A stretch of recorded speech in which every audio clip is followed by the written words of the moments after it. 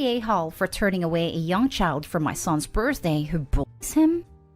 Excuse the title. I figured blunt was the best method here. My son just turned 8.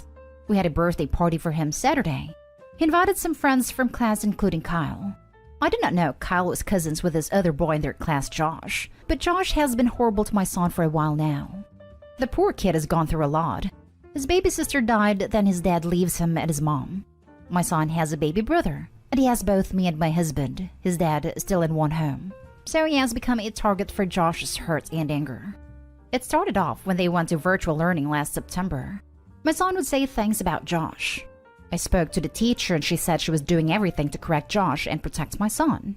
And then in May, their school decided to test out going back to in-person learning all day. While there, Josh was nasty to my son. It made the entire month a living hell for my son, and I was on the school's ass about it. I put in for a class transfer but was denied because they were dealing with it. When they returned to school a few weeks ago, Josh was still targeting my son. So anyway, Kyle's mom showed up to the party Saturday with Josh.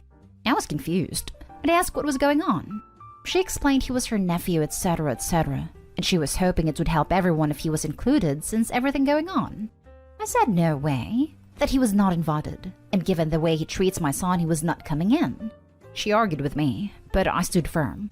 She and I got along well before this, which is why her being his aunt shocked me, because you would expect it to come up when she knew about the situation. But now she's saying I was an a-hole to a little boy, and should have known kindness and understanding. My son freaked out when he saw Josh at our house. I'd asked if he was staying, and he was so relieved he wasn't. Am I the a-hole here? I feel bad for the kid, but feel my only loyalty is to my son. Now for the top comments. Not the a-hole. For starters, it was very presumptuous of her to show up with a +1 when she was not given a +1. She also put you in a position where you needed to choose to turn away a kid who is having a hard time, or force your son to put up with his tormentor in his own home. Neither choice is going to be the right one, and the onus is on her for forcing that on you. This is the best way I've ever seen this written. Excellent, thought-out response. I hope you're not the a-hole. I'm sorry everyone was even put in this position to begin with. It wasn't helping anything. Accepting the child into the party would teach him that actions don't have consequences, and refusing him just adds fuel to the fire. This was a no-win situation that you were forced into. Not the a-hole, but get the police involved instead of the school. You'll see results faster. Would that work? Surely with such young children their hands are tied, figuratively. Not an expert on this at all, hence why I'm asking. Not with the type of torment my son deals with. Varies a lot depending on where you are. I don't think you are the a-hole for saying no, but I think it's a missed opportunity. Turning him away put a bigger target on your son's back, although showing up on your door with him was a jerk move from the aunt. Including him would have given you the opportunity to see their interactions, and see if this relationship could be salvaged. Plus, you're there to monitor if things don't go well. I've had my son invite kids who were horrible to him over to our house, helped them find some common ground and got them to be friends. No more bullying. This kid is obviously going through a lot in his life and is handling it how kids do, by acting like an a-hole. Extending him some kindness will go further in this case. I have to disagree. It's his son's home. His home should be a safe space. He was freaking out when Josh showed up, and if Opie had let Josh stay seeing her son in distress, we would have jumped down her throat for refusing to protect her child in his home. Next story is titled, Am I the a-hole for airing dirty laundry at a family party? I cut my mom out of my life last year. Our relationship was broken beyond repair years ago. The short story is she and my dad broke up when I was a baby. When I was 2, my dad was diagnosed with cancer, and he fought to stay alive and survived until 2 months before my 7th birthday. My mom resented the hell out of him. She said he should have let go so I could have loved another man as dad and not be weighed down by my love for him. The first time she said it, I was 10, and her husband told her that I had told him I didn't want or love him, and he would never be my dad. She did not like hearing that, and ranted to me about how selfish my dad was, and said that he destroyed both our lives. Because it meant she always had to watch me suffer, and push away a man who would be a wonderful father if I allowed it. She said it 7 more times after, and I remember each one. Her saying that is the reason I'm done with her. My aunt's birthday was 3 weeks ago. I showed up for my aunt and avoided my mom. But she sought me out, asked me if we could talk, and I said no. She told me she deserved more than I gave her, that her husband deserved more than I gave him, that they were my parents and I was treating them like strangers. I just told her to buzz off. Things escalated and I ended up telling a room full of people that I would never forgive her for calling my dad selfish for wanting to be with me, to survive long enough for me to remember him. I told her my life would have been better with him than with her, and that I had no desire to reconcile, so she needed to just leave me alone and forget I existed. I apologized to my aunt for the outburst, but she understood. My mom tried to follow me afterward, and said I made a scene at someone else's party and it was a childish way to behave. My uncle, married to aunt, was also pissed that I was so vocal. Am I the a-hole? Not the a-hole. If your mom is so disturbed by people knowing what she said, it's because she knows it's messed up. Also, you apologized to your aunt. It is not like you planned it. So you're in the clear to me, even if her husband is upset. But that's out of love if it makes sense. Not the a-hole. Yeah, it was mom who caused a scene here. Opie was just nailing the coven on it. Not the a-hole.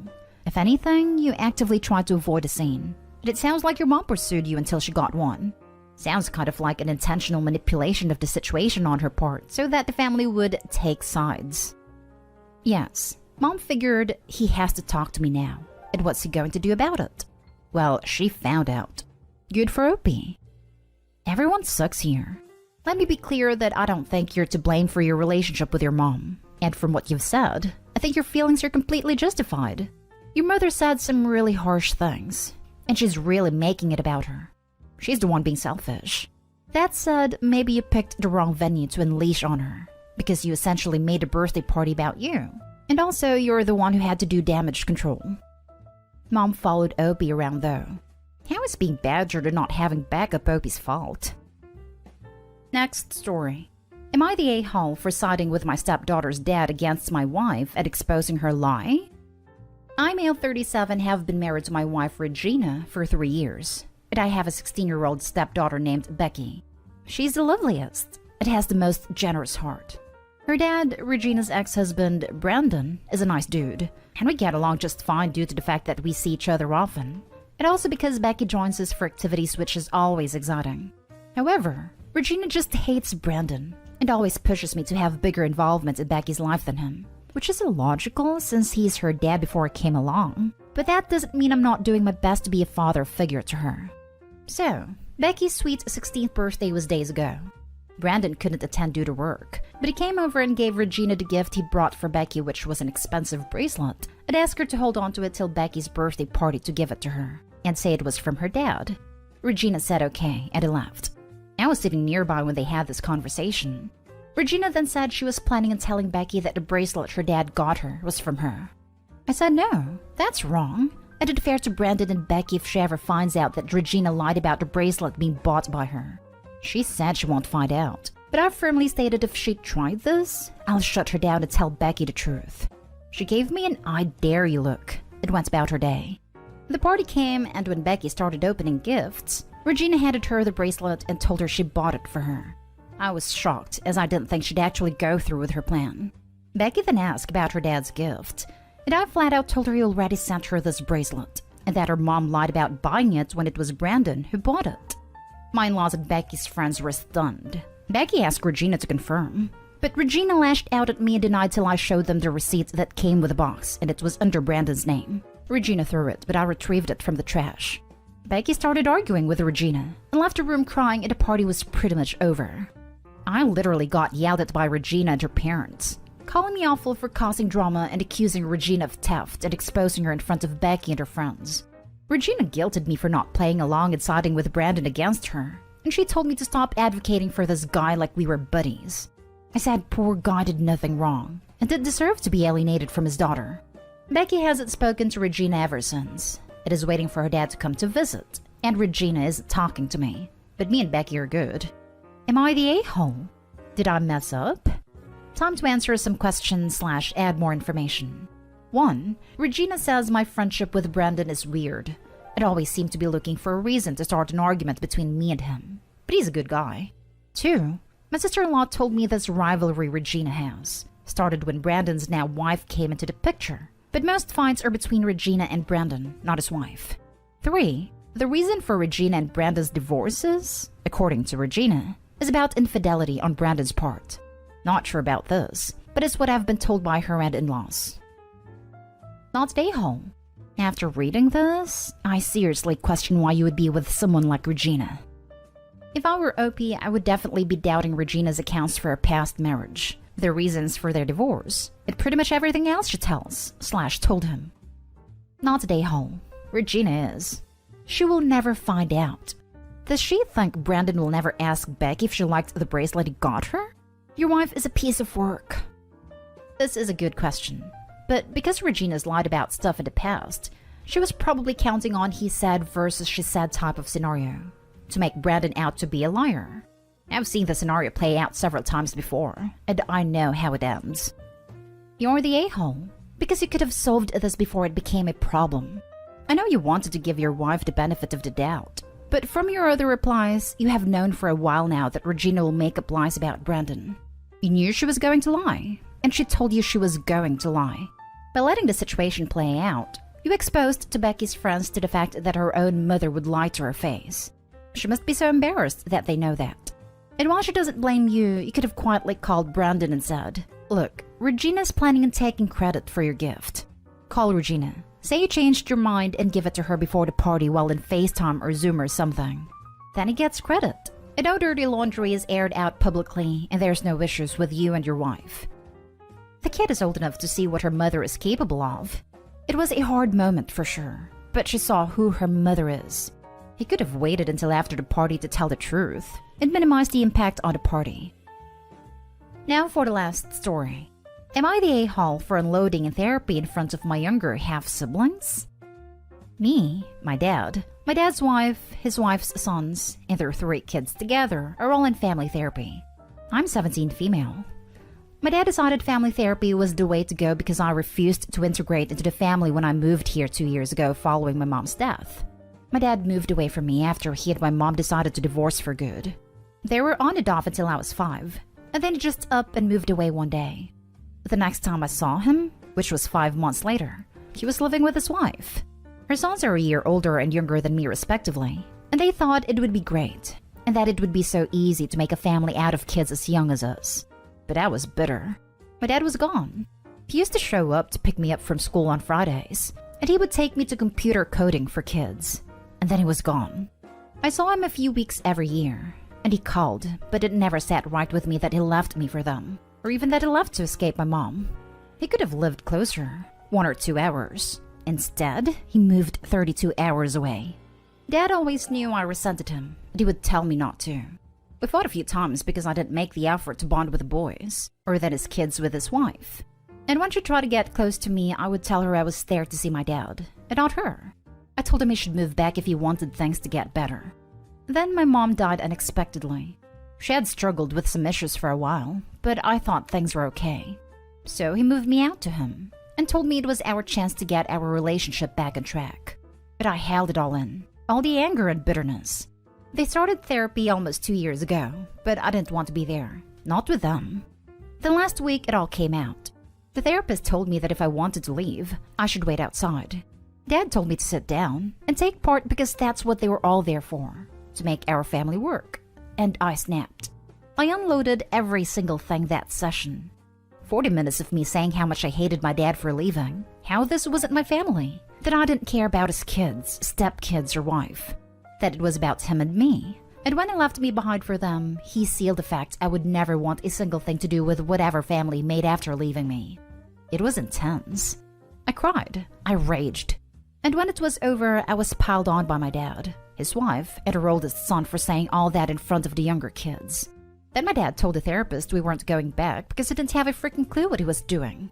These last few days, he has been different. All attempts to bond are gone, and now he's just furious I said all that in front of 3 kids under the age of 10.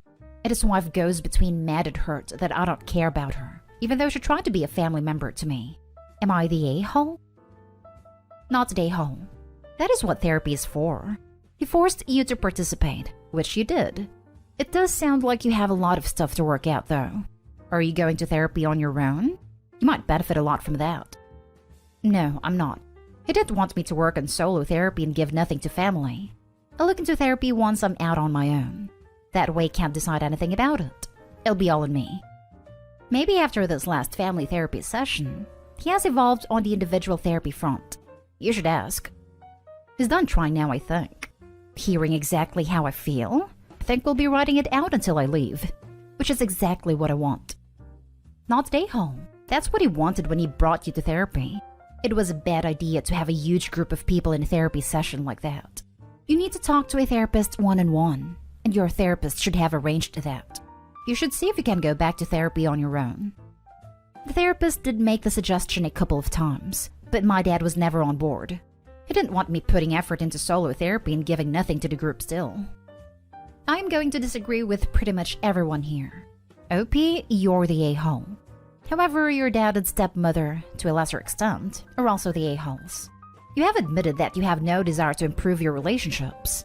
This is childish and immature. You are 17, not 12. I absolutely believe that you lashed out in therapy to punish your father. You wanted to hurt your stepmom and siblings to punish your father. This is not okay. I'm not saying your feelings are not justified. I am saying you are hurting everyone around you to hurt your father. And in the end, you will be the one regretting it. At least they can all say they tried. You will never have to say that because you never will try. You are so mad at your father that you have gone Armageddon on your entire family and you are proud of it. Be mad at your father forever. But at your age, you need to take responsibility for your own actions. And your behavior towards the rest of your family is atrocious. You do not have to have a relationship with them if you do not want to. However, using your very young siblings as pawns to hurt your dad is disgusting. You do not get to blame your father for that. It is on you, and you will have to live with the consequences. It is time to grow up.